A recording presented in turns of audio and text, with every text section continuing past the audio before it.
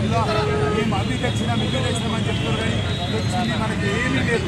10 సంవత్సరాలలో మీరు చూడరు ఎక్కడ కూడా బడ్జెట్ ఇచ్చారో మీరు అందరికీ కానీ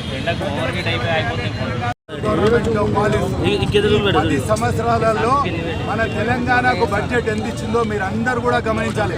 ఎందుకంటే మనకు తెలంగాణ ఇచ్చేటప్పుడు అప్పుడు పార్టీషన్లనే తెలంగాణకు ఎల్ఏబి ఇవ్వాలి, ఒక రైల్వే భోగిది, అదేవిధంగా యూనివర్సిటీ.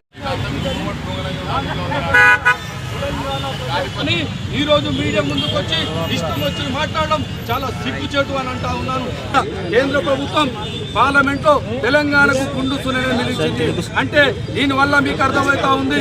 మీరు తెలంగాణ రాష్ట్ర ప్రజలకు కేవలం అక్షంతాలు ఇచ్చిర్రు, తర్వాత చప్పట్లు కొట్టించిర్రు, తర్వాత క్యాండిల్లు ముట్టించి దీపాలు వెలిగించారు తప్ప ఈ ప్రజలను మోసం చేసిన ఘనత నరేంద్ర మోదీది. ఈ తెలంగాణ రాష్ట్రం నుంచి 8 మంది ఎంపీ బీజేపీ ఎంపీలు ఉన్నారు, 2 కేంద్ర మంత్రులు ఉన్నారు. మీ బండి సంజయ్ ఇటు మన కిషన్ రెడ్డి వీళ్ళకు సిగ్గుందా అని అడుగుతా ఉన్నా.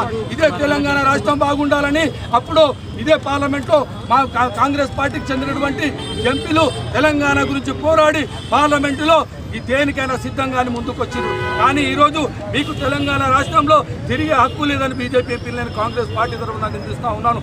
నేను ఒకటే చెప్తా ఉన్నా, కాంగ్రెస్ పార్టీ నుంచి ఈరోజు సిద్దిపేట జిల్లా ఆధ్వర్యంలో మా జిల్లా అధ్యక్షులు నర్సారెడ్డి గారు కాంగ్రెస్ పార్టీ నాయకులమంతా పెద్ద ఎత్తున అంబేద్కర్ సాక్షిగా సిద్దిపేటలో నిరసన కార్యక్రమం చేసి బీజేపీ నాయకులకు ఒకటే డిమాండ్ చేస్తూ ఉన్నాం.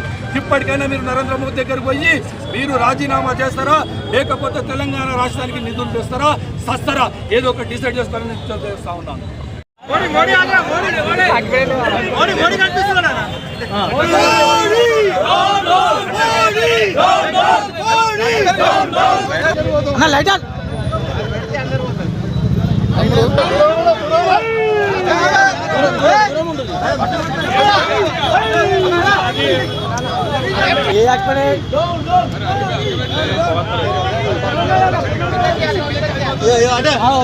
వచ్చింది దూరం ఉండదు.